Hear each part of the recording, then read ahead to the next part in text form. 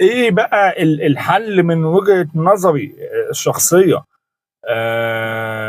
في موضوع القبض ده؟ والله يا جماعة بكل بساطة، ودي أنا كابتن كمال درويش أحد أساطير مجلس إدارة نادي الزمالك على مر العصور، يعني هو راجل قال لك بكل بساطة: أنا لو في الحالة الحالية لنادي الزمالك بكل سهولة هعلن عن تجميد جميع الألعاب ما عدا كرة القدم. شكرا.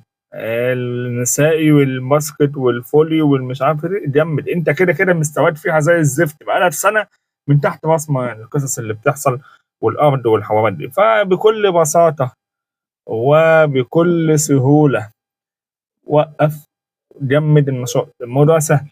خد موقف، يعني انا مش، انا عارف ان انت كمجلس اداره مالكش ذنب، تمام، وان الارض دي اتاخدت منك بالغصب بقرار من الدوله، قد يكون الدوله عندها حق وقد لا يكون عندها حق، لكن واضح من خلال المستندات اللي بيقدمها نادي الزمالك ومن خلال عدم رد الدوله على هذه المستندات في بيانات رسميه ان الزمالك عنده حق.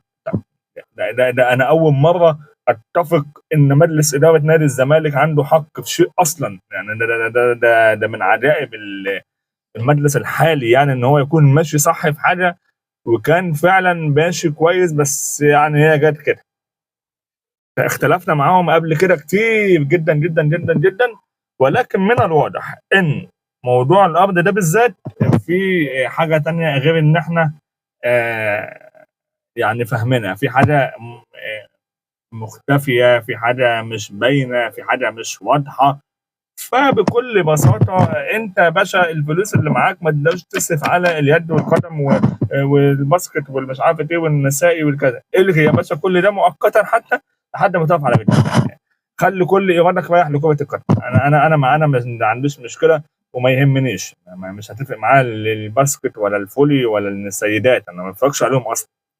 انا واخد اسكندراني بشجع الاتحاد في السله مبدئيا يعني، تمام. فيعني ده الحل الوحيد، ما دون ذلك هنبقى احنا بنلف في نفس الدايره وبنجيب لعيبه وما بنديهاش فلوس، بترفع علينا قواضي وقصه ودنيا ودين، وهناخد الزمالك فتره من فترات بيقدم اوسخ اداءات لحد ما يهبط ويبقى كده خلاص ده سوا من عجائب الزمن القديم يعني.